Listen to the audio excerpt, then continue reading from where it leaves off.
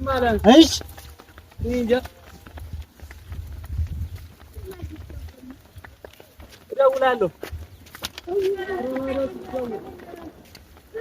እውነት በሰላም የሚያስኖር ነው መንገድ መዝጋት ከባህር ዳር ሞጣ።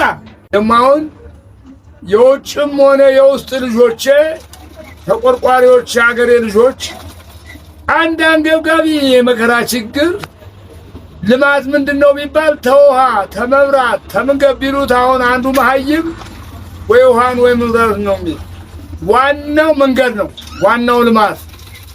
እናቷ አያሌው ጎበዜም በመከራ ተጨቃጭቀን ያሰራነው እነ ደጓ እንዳርጋቸው መንገድ ዛሬ ተዘግቶ ደካማው ባጃጅ እንኳ ቶብ ማርያም እዚች እንዳይመጣ ተከልክለን መንገድ ምን የሚጎዳ ሆኖ ነው የተከለከለበት ምክንያት ሞጣ ያለው መንገድ በቀጥታ ሹፌር መደብደብ ባለባጃጅ መደብደብ እኛም ውረዱ ተፈጩ ደቁ መባል እንዴት ያለው እንብድና ነው ይሄ? እውነት ያስከዳል ወይ?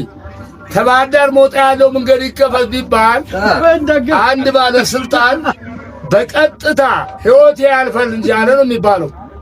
እና ግን ጊዮርጊስም ስራ ፈቷል። የባህር ዳር ጊዮርጊስም ሆነ የሞጣው ምን እንደሆነ ሊገባኝ አልቻለም።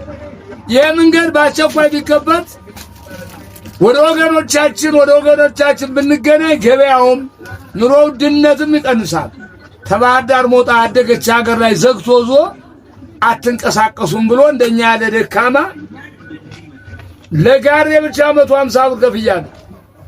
በጋሬ እንግዲህ በአህያ ተጭኖ ለመሄድ እና እንዲህ ያለ መከራ በእውነት ይሄ ዝናብስ ወደፊት ዘንባል ብለን እንገምታለን። ይሄ መንገድ ቢከፈት ምን ደግሞ የና አለ ብሎ ቢያስረኝም ቢገለኝም የኔ እድሜ እንኳን ይዛ ሙላው ጥያቄ ነበር። ፈርቶታል ሰው አው ፈርቶታል። እንዴት ሆኖ መንግስትን ያህል ተራራ እነዚያም ወንዶች ናቸው መግጠማቸው እንኳን እኛ ደካሞይ እንጂ አሁን የሚሰራው ስራ እውነት በሰላም የሚያስኖር ነው መንገድ መዝጋት ከባህር ዳር ሞጣ። አረ መንገዱ ይውጣ። ኧረ እባካችሁ ውጭ ያላችሁም ታገሉልን። እንደው ሌላው ሰላም እንኳን ይቆይ ተውጌታ አስተሚፈታው በመንገድ እየሄድን መንገድም ይግደሉን። እንዴም መንገድ ይከለከላል? አረ መንገዱን ነገር እናስብበት። አረ ዝም ብላችሁ ሀብታሙም ሆነ ድሆይ በተለይ ድሆይ ሀብታምማ ሁለት መኪና ካለው ቀራጩ ብዙ ነው ግድ የለውም በእኔ ይተዳደራ። እኛ ድሆይ ደካሞች በሕክምናም በምን በማርቆስ ዙሩ በገደል ዙሩ በዚህ ሄዱ በዚህ የ300 ብር መንገድ 200 ብር ፈጅቼ ገባሁ ተባህር ዳር ያንኑ በባጃጅ